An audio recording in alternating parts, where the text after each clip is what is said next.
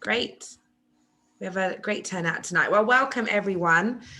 My name is Kemi Wells and I'm the Director of Business Development at North South Travel. And on behalf of the entire leisure team and corporate team at North South, we welcome you all to join us for our next installment of our Travel Dreaming series.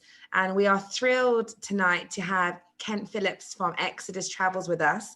He is the Business Development Manager for Western Canada and Western USA, and he is based in Edmonton, so an hour ahead there tonight. Thank you, Kent, so much for joining us. And yeah, without further ado, I will pass it over to you. And just a reminder to everyone, if you have any questions at all, please just pop them in the chat. You just put your toggle down in the middle, there's the chat button, and I will collate them and we'll do a Q&A at the end of the session. And for best viewing, if you click on the top right of this and change it to speaker view, that will enable you to see the screen in big and then just see lovely Kent chatting. So I will switch mine off for a while, but over to you, Kent. Thanks again for joining us. Thank you. Thanks, Kemi. And thank you so much to North South Travel in Vancouver. It's a wonderful agency, so I encourage you to, hopefully you already know them, but if not, to get in touch with them, and they're wonderful staff there. I want to take you on a journey to Europe, and we're all dying to travel again. And Europe, of course, is always a highlight for, a destinations that we want to visit. And when things do calm down a little bit in the world as far as quarantines and elections and what have you, and rapid COVID testing, things that are coming like this, we're going to be able to get going again and get on the road and jump on a plane and go to these amazing places. So I will take you on a journey. I'm going to show you a few videos. I love videos. Hopefully they work well. And I'll kind of show you a few different styles of trips that we do at Exodus. So as you can see here, we do a little bit of everything, cycling, hiking, culture, and responsible wildlife. And it's a beautiful imagery to get you started. And this is myself. Again, I'm Kent Phillips. I've been in the industry about 20 years. I love to travel. I've been very lucky to see a large part of the world over many, many years, and worked for this company for 4 years as a business development manager. That's actually me cycling in Jordan. I'm not being chased by the police or anything. That was an escort on a portion of the cycling trip, and I fell in love with cycling there. Here's a great video.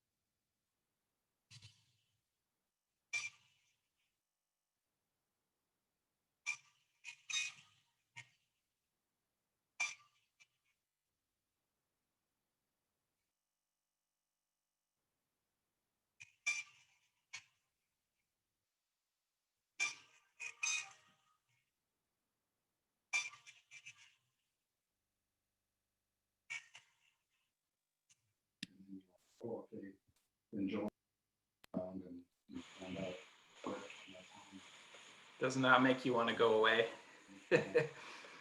Oh, sorry, we just lost the slide there.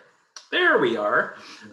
So here we are, Exodus Travels. If you are unfamiliar with us, I'll just give you a quick snapshot into who we are. So we are known as the world leader in active travel. So it's only a part of what we do, but it's a very important part. If you're into walking, cycling, trekking, any of those activities, this is the place for you. The big one, we just celebrated this past year our 46th birthday. We've been around a very long time doing these small group adventures around the world. Amazing customer ratings, award-winning guides. I love the guides. They're all local guides, and now more than ever, it's important, and it will be important that we get back doing these trips, because a lot of these guides, they support their families. This is their major income. They're amazing at what they do. They love showing their country, and they love the groups. So the guides guides are really special and really unique.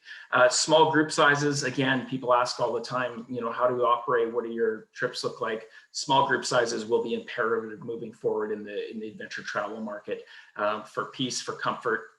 And for our typical group size, it's about 12. And we have, you know, about 4 to 6 as a minimum for a group, but it's a really nice intimate group of like-minded travelers. Responsible travel, again, very important. Are we, you know, being welcomed into the regions we visit? Are we leaving a low environmental impact?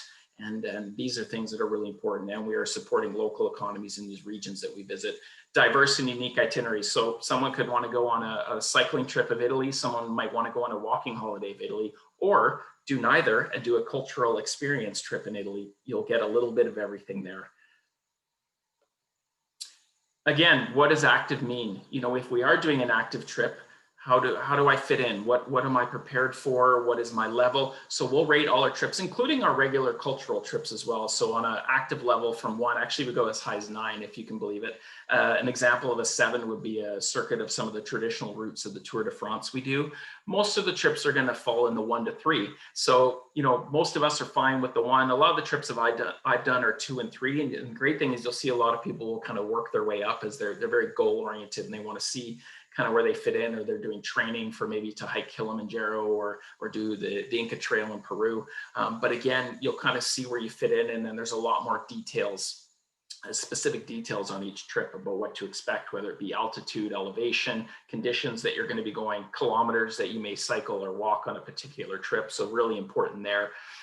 The Exodus Travels Foundation, one of the things I love about the company is how they give back to the communities they visit. And this, in a time that's been really tough on all of us, especially in the travel industry being one of them, are the little heartwarming stories you get. And one of them for me, and I tell everyone about it, was Karma, he's a local guide of ours in Kathmandu in Nepal, and he has a little bakery. And each day, you know, we found out he was making extra goods with his team, extra baked goods, and then giving it out to those in need in the community. And so we got behind that to send out more packed meals to unemployed in Kathmandu. So a fantastic story. As I said, small groups, big adventures. This is what it's all about. Intimate groups, safe, healthy, like-minded travelers. Again, maximum group size is typically 16, average is 12. All the trips I've done, we're kind of in that 10 to 14 range. And again, minimum 4 to 6. And we'll talk about another style as well, self-guided a little bit later. This is really important too, solo travelers. We have a huge market for solo travelers with Exodus. 55% of our travelers go solo. And if you are traveling solo and you prefer to have your own room, the single supplement rate, so you can pay, it's a supplement, very reasonable price for those trips. So again, you know, we have on a regular trip, a nice mix of couples, friends, and solo travelers. But that kind of gives you an idea there.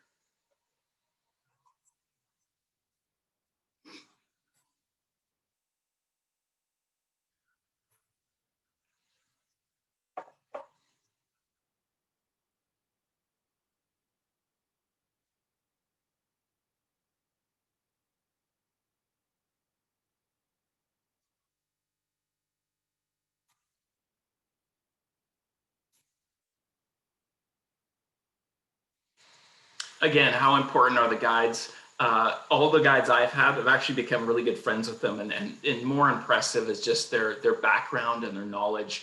And I always tell stories about, you know, the uniqueness of each one. And you know, I tell a story about Simon, who we met in the Baltics. He was from Lithuania, and within a couple of days we were really good friends. And I found out he used to study at the University of Winnipeg, so he loved Canada. He used to be a pastor. And he was a famous folk musician in Lithuania, which is amazing. And he brought out this incredibly beautiful string wooden instrument halfway through the tour when we were in the national park, and he started playing it for the group, and everyone's mouths just dropped. And we're just enthralled with him. And again, these are the people that make the trips.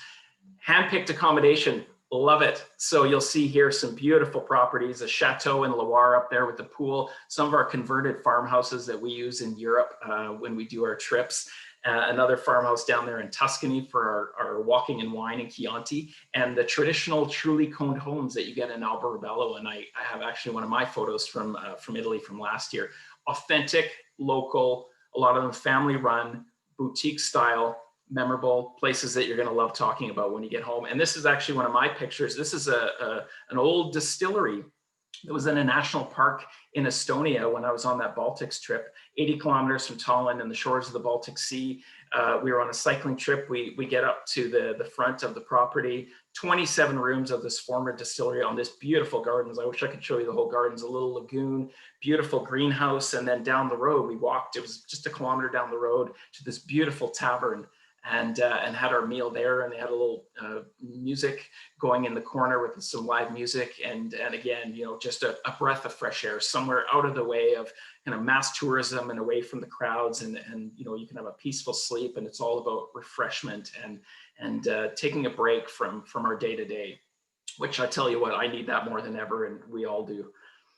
And now what I'm going to do is I'll kind of quickly go through and just show you some highlights of some trips, and some of these are my favorites. So the first one, walking and hiking, one of our, you know, favorite styles of trip, and a really you know, we're seeing a lot more people take their pursuits abroad to do a trip. They don't want to just be on a bus the whole time or sit around. They want to get out and be active and see the regions that they visit. So this is the #1 trip that we have every year. It's a staff favorite. It's a client favorite. It's it says there it's a leisurely to moderate trip. Obviously, the Amalfi coast. There's some hills. We know that. A beautiful place. We stay at a family-run boutique hotel, the Hotel du Torre. It's actually run by 2 brothers, but the whole family works there. Grandma's in the kitchen. She's amazing. They make you feel like you're part of the family, and they have a wonderful little restaurant. You can do a pizza making course one night. Lovely food, all fresh. And that's where we take our meals. 8 days. Typically in Europe, most of the trips are about 8 days. You are in the heart of the Amalfi coast. You know, you have Naples right there. And some of the ancient ruins, if you're into archaeology like myself, and some of the cultural sites, Pompeii, Herculaneum, and then the beautiful Bay of Naples down to Sorrento. So we do walk here on one of the most beautiful parts of Europe to go walking the path of the gods, strolling around the beautiful cobblestone streets, 2,000-year-old Pompeii, as I said, and 7 nights. This is what we call a center-based trip, where we stay in the one place and we do our day walks. And you get up, you have your coffee, go for a wonderful walk, take your time, beautiful packed lunch in a natural area, which are one of my favorite things to do on an active holiday. And then a lot of times in the afternoon are free. You can come back, sit by the pool, go enjoy time on your own, have a meal either at the restaurant or walk into town and do your own thing. And that's that flexibility as well. So you'll see the highlights that come up on every trip. 4 days center-based walking, optional day, and a free day. You can go out to the island of Capri. And we use private transportation, not public, and that's important as well. Here's Amalfi.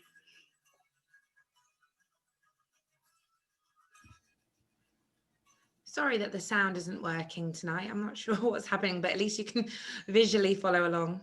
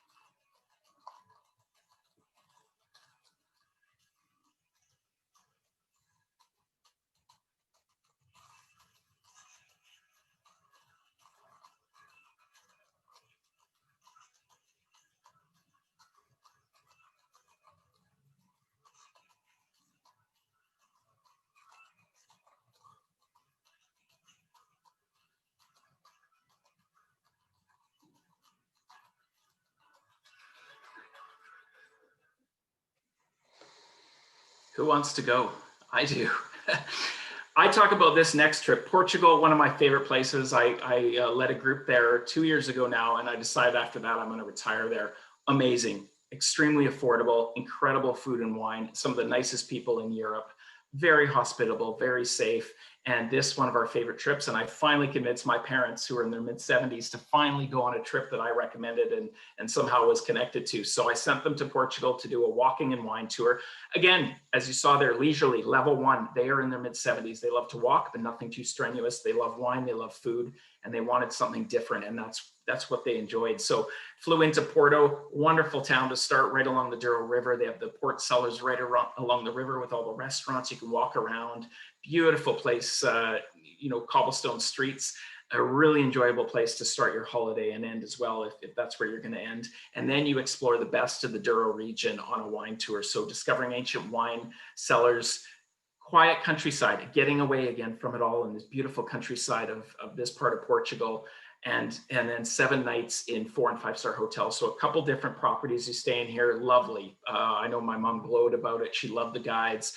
They really enjoyed the fact that the walks weren't too strenuous, and they also weren't too long. And so again, it's finding the right fit. But for them, it was perfect. And Dad loved hanging out at the wineries and having a few extra glasses of wine, the couple of wineries they went to, and then having free time as well. So again, it's a 5-day, an 8-day trip, but 5 days of walks. And again, well-marked trails and paths and private air-conditioned minibus on some of the routes where you take. And a lot of people will do a piggyback. So you might want to do a Douro River cruise, and this could be a pre or post. For my parents, they actually rented a car and went down to Lisbon to go and explore some of the coastline after. And you can see the little profile at the bottom of how many kilometers per day were walked. Another favorite, this is probably, one of our top walking and wine trips, and one of the best regions in Italy to go explore for various reasons, but the big one being food and wine, of course. Another 8-day trip, beautiful picturesque towns and the delicious wines in Tuscany. And one of my favorite reasons is the converted farmhouse we stayed. The initial picture I showed you, it's a wonderful, wonderful center-based farmhouse that we stay. It's got a panoramic swimming pool, all updated, all the rooms, and that's where you spend your week, and then explore the fantastic area. The Villa Casalta is where we are, and then down to Siena. We actually do a wine school there. We go to wine school, so you come back with your education as well, and on wine of the region, and you get a lot of food included. The other thing too is you're not going to be taking your wallet out often. You get breakfast, 5 dinners, 3 wine tasting, and you see the best of this area. So another fabulous place if you're interested in wine and you love a little bit of natural beauty. And then something a little more, going up to a little bit more of a challenge is Mont Blanc. So obviously in Western Canada, we have the Canadian Rockies. This is one of the most impressive areas of Europe to go hiking and walking, as well as Mont Blanc. And there are a number of different ways you can do Mont Blanc, a number of different routes, guided, self-guided. A highlights trip, again, typically 8-day, centered around Chamonix, and we stay in these beautiful chateaus. This is actually my colleague at the bottom right, Tony, who loves doing hiking trips, and a lot of these were his photos. So beautiful wildflowers, impressive mountain ranges, 5-day center base. We actually go on this trip with a international mountain leader, a qualified mountain leader that takes you on the group or on the trip, and then we stay, like I said, in these beautiful chalets with outdoor jacuzzi tub. For the end of the day, you can have your glass of wine or your Perrier water, and with the majestic mountains in the background. Incredible place to stay. And I know after seeing Tony's photos, like, I would love to go do that. It just looks so peaceful. And I know when he came back, he was telling me it was a time to let all his worries go, and almost a very meditative type of trip. And that's what all these holidays are meant to bring out in you. Here we go. If anyone is a cyclist out there, I get really excited because I never was a cyclist. I'll be completely honest. I've done lots of sports in my life, never was a cyclist, did a little bit here and there growing up and as an adult, but nothing to this extreme. But I realized anyone can do it. And I did my first trip to Jordan. I've since done 4, and it's one of those styles of trips that you do once and you get hooked and you never want to turn back. And the reason being, anyone can do it. Obviously there's different levels, and the higher levels you need more experience and training, but at the more leisurely, the 1, 2, 3 dependent, the bikes are included, which is fantastic. Support vehicle. So there's a support vehicle that comes along the whole time. You can throw your bike on the trailer or the back of the minivan and get on if your knee's not feeling great, you just want to get to the lunch spot. The best thing about cycling, though, it's exhilarating. It's the camaraderie between the other cyclists. And some of these are experienced, some of them are on their first international trip on a bike. Everybody is laughing, they're switching, you're talking to your buddy on the bike, or, hi, I'm from so-and-so, and this is my life. And then you get to, it's beautiful. You're not eating at a restaurant, at a buffet restaurant. You're in these beautiful parks and natural areas, having amazing fresh picnic lunch, all locally sourced food. And you get back on your bike, and then you get into the town, you feel, look at me, as everyone's getting off the big bus or what have you, and you're excited and you have an amazing meal and then you sleep like an angel. You get up the next day and you're refreshed and you can't wait to get back on the bike again. You see so much more. You're in these rural communities, you're meeting the locals, you're meeting the people that live here that welcome you into their homes and their small little cafes for snacks and espressos. And it's such a different way to see the world. And again, it's so hard to describe to people in the way you want to sometimes without them actually experiencing it. But when you talk to people after they've done their first one, you get the same smile on the face. And then they say, let me do another one. And again, maybe it's your first time. Maybe you're going with someone that's at a different level. You can hire an electric bike. So there's 30 some trips, especially in Europe, a few in Asia, where you can hire an electric bike. You're seeing them all over the West Coast. I see them all over Vancouver, Victoria. They have revolutionized cycling trips. It just makes it so much easier. You're still pedaling, but you get that extra momentum when you're going up hills. Really fantastic option to do on these trips. And most of the ones I've done, someone has been on an electric bike and they loved it. Especially, I know the last one to Italy, woman in her mid-50s from the UK, never done a cycling trip, and she just wanted to have that comfort and peace of mind. Loved it. Here is the trip I did a year ago. Oh my goodness, it's been a year since I was on a big international trip. I fell in love with Puglia and Matera in southern Italy, one of my favorite places in Europe. And if you ever consider going back to Europe or Italy, highly suggest this area. You can do cultural trips, walking holidays, self-guided cycling. You start in the beautiful, beautiful Unesco town of Matera. Unbelievable. You fly into Bari. I did KLM via Vancouver. It's an hour transfer to Matera, and you start in this beautiful, beautiful city. And we start in a hotel has a little veranda built into the side of the mountain, basically, and it's overlooking the center of Matera. And basically everywhere we go on this trip is UNESCO World Heritage Site. Alberobello, where the coned homes are, which you'll see through these olive groves in rural areas. It's all olive groves as far as the eye can see, down to the famous port of Gallipoli. We stay in one of my favorite farmhouses on this trip that no one wanted to leave, all the way out around the coast, which is really enjoyable. And we were there at the end of October, 25 degrees Celsius, swimming in the sea, not a lot of tourists, mostly locals. It's raining and flooding in Venice. And you're down here at the end of October, and it's beautiful and perfect temperature, especially for a cycling trip. And in Otranto, beautiful fishing village, Lecce. Loved it. And again, the seafood, the wine, again, away from mass tourism, a little bit more affordable than other parts of Italy. And then some of the images here. So 6 days cycling, quiet, rural, undulating roads. There are some hills. That's why it's a 3 and why some people wanted the electric bike. And then here's Christina. I can't say enough about her. There's Alberobello. She's explaining where we're going to cycle that day. We stop for lots of breaks and snacks. You get the beautiful fog rolling through Matera. Great place to cycle because they dedicate paths to cycling. You're not on busy roadways ever. You're on these beautiful paths in rural areas. They're well maintained, and you just get to enjoy the surroundings. And that's what cycling's all about. These are my photos, again, quickly. Stunning coastline, Otranto, and then a little lunch stop where we swam this crystal clear blue water. That's me coming out of the farmhouse. That's my view from the patio or veranda of the hotel in Matera. And then Gallipoli on the left, beautiful historic walled city and fortress, if you will, of Gallipoli. And we stayed a night in Alberobello, where I met what I call my Italian dad. Didn't know the guy was a local celebrity, kind of the mayor of Alberobello. Met him at a little cafe outside and just drank wine with him all night and had the best time. And again, it's the locals, and you meet more of them in these small intimate groups or when you go off and kind of do your own thing at night.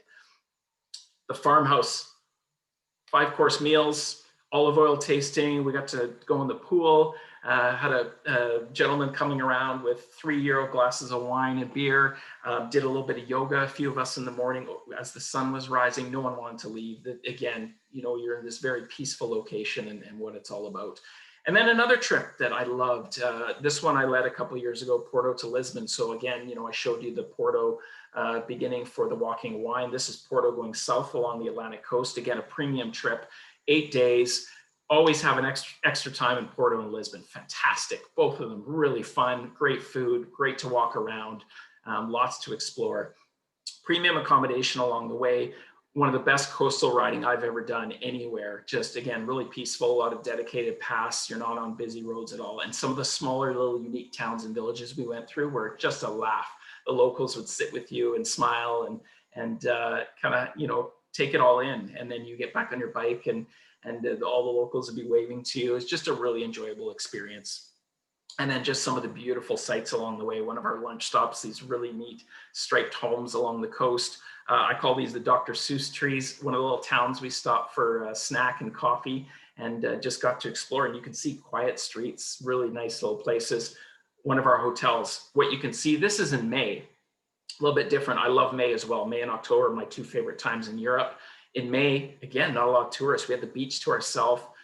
You know, I didn't go swim in the ocean, but we had, why not swim in the infinity pool on the rooftop of the hotel. So a nice view of the beach from there. And then I love photography. I love flowers. I love landscapes. So I was kind of stopping along the way and taking some beautiful shots of the Portugal landscape, coastline, and some beautiful flowers at that time of year.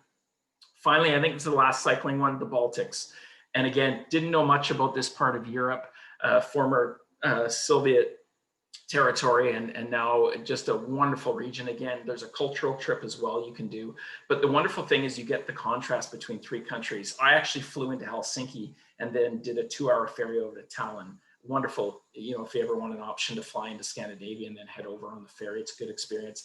Tallinn, absolutely stunning, especially the old town of Tallinn in Estonia. And then we cycle basically through national parks, past lakes, all the way continuing to the Baltic Sea, where we go to Riga, lively city of Riga in Latvia. They love ice hockey and beer. It's huge.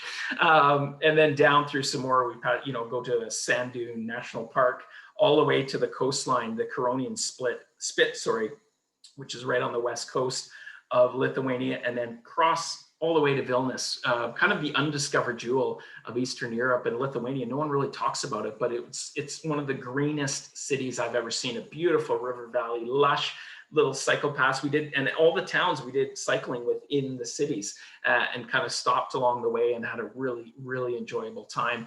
And then, you know, everywhere you go, there's these fairy tale castles where we stop and would take lunch. And again, you get to go across the border and take photos and just, I want to go back there and show you one of the castles where we stopped to have lunch. The top right is Vilnius. So the beautiful lush river valley. That's my good friend, Rich. Again, good friends. Met Rich in Jordan from the UK, lives in Wales, and he joined us in the Baltics. And then if you're a birder at all, incredible natural protected national parks and birding areas where they'll have bird huts. And so we would stop along the way and see some incredible bird life. I wish I would have my binoculars. And then we took this great photo. And then the bottom right is the entrance to Old City of Tallinn in Estonia. And I can't say enough about that part of Europe. I really enjoyed it. Moving on, I know I'm going pretty quickly, but we have to get through it. Cultural trips. So we're getting away from the walking and cycling, and just highlight a few. One of our top ones, we've actually been running trips here, still highlights of ancient Greece. Most people know Greece for the islands. They fly in and out of Athens, spend a day or two visiting the Acropolis and what have you, and then go to Ios, Naxos, Santorini, of course, is very popular. But a lot of people don't spend much time in mainland Greece. And if you are, again, a history buff, or, myself, I have a background in archaeology and anthropology, such interesting and fascinating history there. And a lot of the sites are still there that you can go visit. And so we're exploring a lot of the ancient sites, Delphi, Mistras, Olympia, of course, being one of the most famous. And you get the breadth of the whole country, so much more than you would see just in Athens. And we take, along with our tour leader, we have an archaeological guide throughout, so you actually learn so much more than you ever would in a guidebook. And then for a lot of people, it's fantastic because you can do this trip, and then you could do a trip to the islands. There's a walking the Greek islands trip, or a cycling Greek islands, or you just do a ferry and do some independent travel. But a really nice way to see, a good section of the mainland of Greece and learn more about its history. Croatia continues to be a very popular place.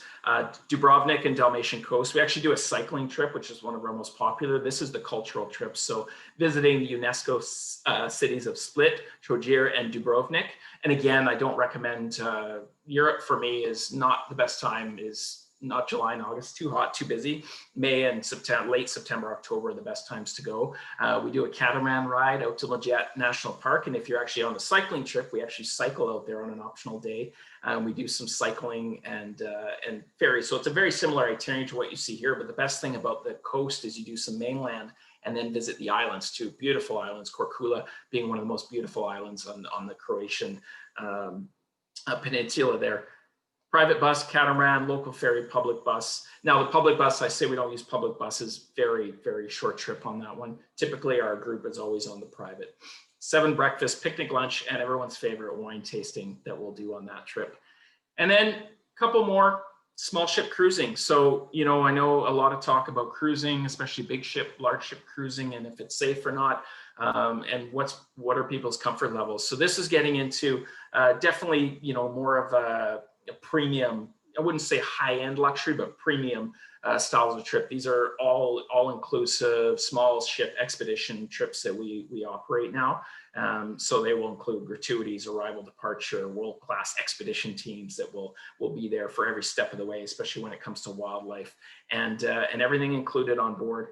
And then these are the expedition ships that are being used, some beautiful boats, but again, smaller numbers, which I think for a lot of us, it's again that peace of mind of going on a smaller ship expedition. The Zafiro that you see there is one of my favorites. Sorry, just going back, that's the Zafiro, which is in Peru. We do it on the Amazon. It's only 22 to 39 people on board plus crew. Beautiful dining area, tiny little gym, a jacuzzi tub, and it's a wonderful way to see Peru. And then you also spend some time on the mainland. And Peru is such a fabulous country, one of my favorite countries in South America. Incredibly amazing people and food and culture. And then just to highlight one of the trips, just to give you an example, Wild Ireland, you can actually do a combination of Ireland and Scotland as well. So we circumnavigate Ireland on this trip and go to all the most impressive natural sites that you could see as we go around the whole of Ireland, of course, you know, including Dublin and Belfast for a pint or two of Guinness, which is always a must. So photograph some of Ireland's most stunning scenery, the Cliffs of Moher, UNESCO Global Geopark, amazing seabird, and again, bird life is incredible over there. And visit the giant causeway where you get those incredible hexagonal columns you might have seen that go into the sea, staircases into the sea, very impressive. And really, you know, if you've been to Ireland, you'll know some of the nicest people you ever meet. If you go to a pub, though, I warn you, you will not leave. And that happened to me. And I was supposed to go surfing the next day and do surf lessons. And basically, every pub night turns into a shut-in, as they call it, right? So when it's time is out, they just lock the doors. And I remember leaving the one night and I had 6 pints of Guinness in front of me because everybody is your best friend, you know, and they don't let you leave. And I hate doing it, but I had to leave them. I couldn't do it. Anyways, it is one of the most beautiful places on earth and some of the nicest people. Don't rent a car. Absolute nightmare. Lastly, self-guided. So self-guided is probably one of the biggest new ways to travel as far as in this capacity. So self-guide is perfect for people that are a little more independent, want a little more freedom. So, you know, everything, I call it the roots or the bones of the trip. So this is predominantly in Europe only. It's more on the leisurely, it is active, but more leisurely active. Great for couples, great for families, great for maybe a few friends that want to go, but they want to do their own trip, their own way. So we organize pretty much everything, but you're not with a group and you're not with a guide. So you have amazing accommodation, greeted on arrival, a lot of meals included, luggage transfer between hotels, you don't have to worry about that, and you have all the meticulously planned routes. And on a lot of the bike trips, you'll have GPS app as well, e-bikes you can hire, and 24/7 support. So it's a fantastic way to see Europe, but do something, like I said, a little more independent. And again, away from the crowds in these beautiful regional areas that we visit all over the country and the countries that we go to in Europe. So who greets you? Your wonderful teams that greet you either at the hotels or when they drop off your bikes and go over, you know, contact information and this and that. We even do wine and cider delivery on self-guided trips, and families welcome as well. So I've had a number of families go on these, you know, a couple with their teenage kids, for example, doing a Loire gastronomic cycling trip in France. And again, you can do some nice cycling with the family. Mom and dad end up at the winery and want to cycle a bit more, or maybe have a few more glasses of wine. Kids can come back to the hotel pool and just relax. So it's a wonderful experience for a family. Hotel to hotel, where you do a few points, or center-based again, where you have one base hotel and then just do your trip from there.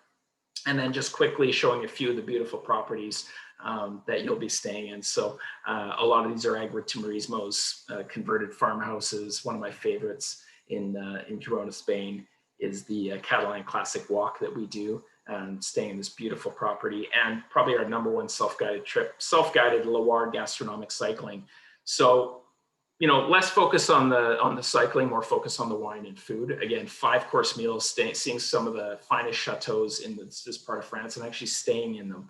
And they're beautiful, just a wonderful place to go, leisurely, and lots of time to spend with your significant other, family, whoever you might go on a trip with. And then just a couple last ones. Classic Swiss Alps walk, self-guided, another beautiful place to go hiking in Europe. Beautiful chalet where we stay there. Hadrian's Wall, we get a lot of people interested in, and I've done the Lake District. I used to live over in the UK, lived in London, and loved going hiking and staying in the B&Bs and guest houses up in the Lake District. A lot of people love, you know, Hadrian's Wall, so we do Walking the Best of Hadrian's Wall, another one of the most beautiful areas to explore in England, as is the Cotswolds, which you can cycle or walk as well, and then back to Ireland with walking and cycling in the Wild Atlantic Way. Last but not least, one of our favorites, Italy, and back to Sicily, where I recently saw they were selling in one town, they were selling properties for £1 or €1, just to get people to come back to resurrect this little town. Sign me up, I'll go. Sicily, one of the best places to go do culinary course. You know, it has amazing archaeological sites, incredibly amazing waters that you're going to want to go swim in, and you can do self-guided here, guided cultural trips, cycling. It has a bit of everything, and it's always a favorite of a lot of people that go there, and one of those special islands that's quite unique to the rest of Italy. That is your quick, as my daughter runs by, that is your quick overview. I told you she'd come out once to go. Oh, thank you, Kim. That's a quick overview. Sorry, I flew through that, but I wanted to just make sure I'm not running too long. No, that's fantastic. Thank you. I loved the photos, and thank you. I hope everyone at home listening enjoyed your personal stories as much as I did. It really does make such a difference hearing from the real traveler stories, and yeah, it was really, really, really great. Well, and there's so many more. That's what traveling's all about, right? It's the stories. Exactly. Yeah. I think during these times, you know, when it's so limited and we're travel restricted, reminiscing of those amazing memories, I could see it, you know, you light up talking about the amazing memories. And I'm sure at home, everyone's, you know, travels just causes so many incredible memories. So. And we need it more than ever. Absolutely. Absolutely. Yeah. And would you mind just reconfirming a couple of things? Absolutely. I've been replying to a few people on chat, but could you talk a little bit about people who want to organize their own group? And that would be, you know, like 2 or 3 families want to get together. How would that work, booking it through North-South Travel and doing an Exodus trip? Yeah, absolutely. So typically, I mean, and again, we can talk about this more after the fact, but it is, we're getting asked more and more of that because people, I think, are want to have that comfort of going with people within their, what we call, I guess these days, a bubble. You know, people that they're familiar with and comfortable with, or just they want to travel with. So yeah, absolutely. Typically what we do these days is, let's say you talk to Jane and you would find a destination, obviously, and a trip that you like. So you could look, for example, through the trips that we offer and say, yes, I think this is a trip that we would like to put together. Then we can kind of block space on it. And how many people do they need for it to be, you know, a soul themselves? Yeah, and as far as cost goes and what you typically want to look at. So we say, when I said our average group size is 12, that's kind of what we base how we do our pricing. And so if you have, typically I like to say a minimum of 10 is a good amount to kind of work. And we want to work with our averages. Like I said, our max is 16 on our trips. Reason we have it is because we want smaller groups. Plus we also use smaller properties. We're not using big hotels. So to have that more intimate experience, but I would say kind of in that 10 to 14 range is perfect, if that makes sense. Yeah, sure. Yeah. So if they had 10 to 14 people, then they could have their own. Then we could look at just blocking space on a trip. Yeah. Yeah. Okay. Okay, that sounds good. Great. Except I would have to go too. So.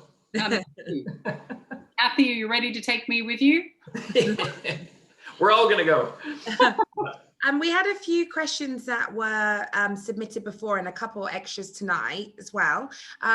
What is the average single supplement on any of your trips? We at North South, we have quite a few solo travelers, so they'd love to know what that looks like. Yeah, and I know I touched on it. So typically, and again, quickly, because sometimes it's confusing, I think. So let's say you're a solo traveler and you went on a regular scheduled trip. You know, there's 12 people, for example. You can still sign up just as a regular. You don't have to, you don't have to pay anything extra. You sign up as a twin share. So let's say you're a female signing up for a trip. We would match you up with another solo female if there was that person. Sometimes you get lucky. I'm not going to guarantee it. I've had it happen to me where I was doing a trip solo, signed up just to do a regular, pay for the regular trip, and then I got my own room just by default. But if you want to guarantee your own room on a trip, which a lot of people do when they travel solo, just that comfort level, typically it's a few $100s. It's hard to put an exact number on it because it depends on the length of the tour and the destination. But in Europe, typically it's, I've seen it usually around $300 to $400 on average. So it, again, just depends. Okay, it's not a full double the cost. Sometimes cruises, it's just and it used to be Yeah. In travel, it used to be if you did sign up for a single room, you were paying almost double for a trip. And nowadays, because like I said, we have 55% solo travelers, and in travel, there's just so many more solo travelers. It's finally leveled off much better. That's great. Thank you. We had one question asking, have your group numbers reduced due to COVID? I know we didn't want to go crazy into COVID policies and everything, but they're already small groups, I guess, so you're probably already using the social distancing practices. Yeah, so I mean, again, hard to say because we don't have a ton of North Americans on the trips right now. We had more from Europe in the fall. So for example, there was trips running to Italy again in the fall and Greece, and by all accounts, they went really well. People, like everything, we have a travel safety charter, very important that everything's running, and with the safety charter, it will not open up a destination unless they follow all these. But I think on average, I was seeing like 10-ish. There was a few with 12 on it. So I think a lot of people are just trying to get the trips in before they knew what was coming, which sadly is another lockdown in the UK. And then we're seeing, some of the EU banning Canadians for now, which again will lift at some point soon. Yeah, it's all looking forward. I know so many of our clients and the team have been looking ahead, to late spring, summer, and fall 2021. And we're being, the EU put a ban on Canadians, but we're not going into Europe season for the most part. Yeah, right? exactly. Not many people are going to Europe at this time of year. So on this, someone had asked this. I know we were doing Europe focus tonight, but you do expeditions, don't you? Expedition cruising and some of the parts of the world. Do they typically book and sell out in normal times, kind of far in advance, or? Yes. Yeah. Yeah. So you have different styles. So we have polar, so Arctic and Antarctic. Those trips can sell out 2 years in advance sometimes. So if you're looking at those type, but a lot of the ones, even the one, for example, you saw there, I showed of Wild Ireland, these are one-off departures.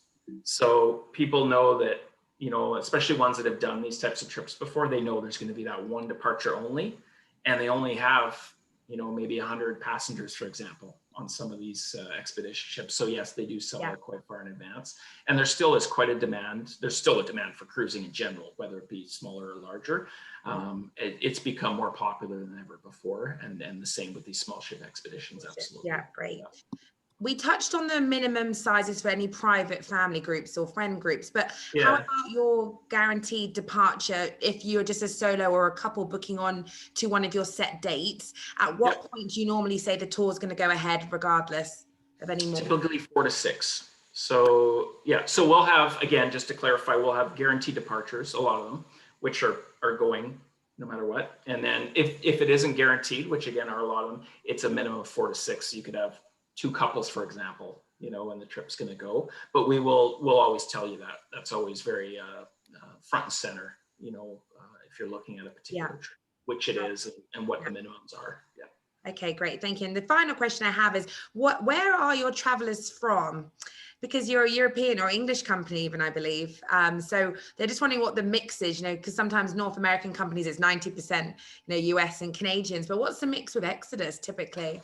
Yeah, great question. UK based. Our head office is in London, and then we have an office in Melbourne and in Toronto, which we're very happy with because that allowed me to have a job. But typically, because we are, we've been around 46 years, we're a British company. A lot of our passengers are Brits, which I'm going to say right here, I absolutely adore and I love. I think they're some of the best travelers in the world. Very well-traveled, culturally respective. They know the destinations well.